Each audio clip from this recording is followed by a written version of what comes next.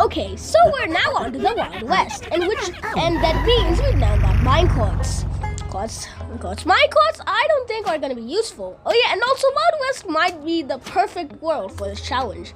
Why? Because it lacks in rain and good soil, which will be good.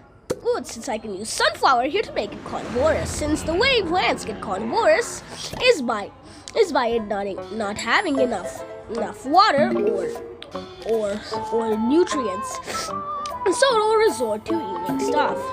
So yeah, we're using sunflower now. Yay! Day 1 I'm gonna skip since it's literally day 1. Oh yeah, and I'm trying out Snappy and Dragon Root.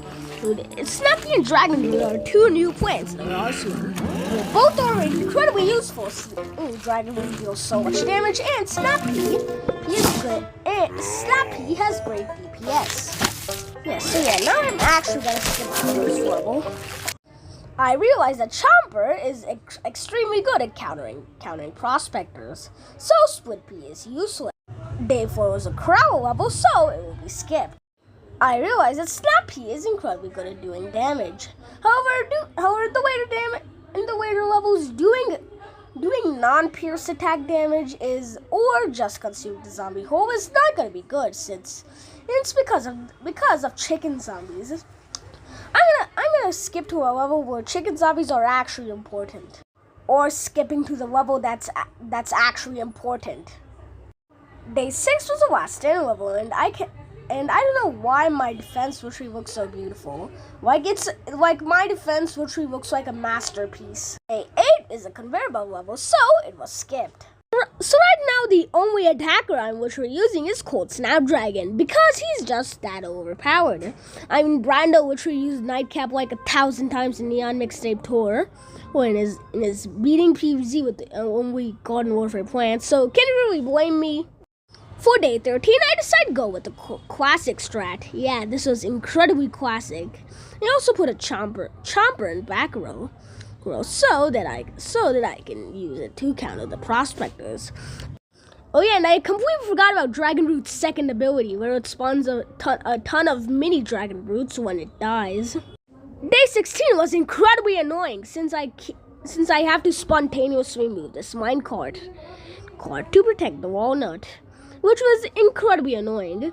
Why did they put it in the minecarts? So I was thinking about the future levels being day 19, and I got a cheap plan. I asked ChatGPT what was a mint that acted carnivorous. It said ailment. So yeah, and also said enchantment, enforcement, and enlightenment, but they don't attack. So yeah, ailment is now in the team, everybody. Day 18 was a last stand level, so I just used the good old reliable.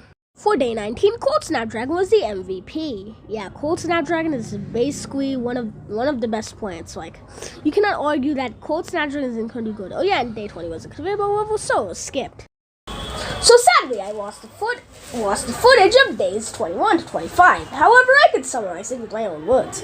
Day 21 was boring, so if I were to actually get the footage, I'll just skip it. Day 22 was a locked and loaded level, so it was also skipped. Day 23 was also boring, so it was also skipped. However, I did use carnivorous plants, if you are getting confused. Day 24 was annoying since I constantly had to move the stupid minecarts again. Day 25 was a Zamos fight, which means we unlocked the key to Frostbite Cave.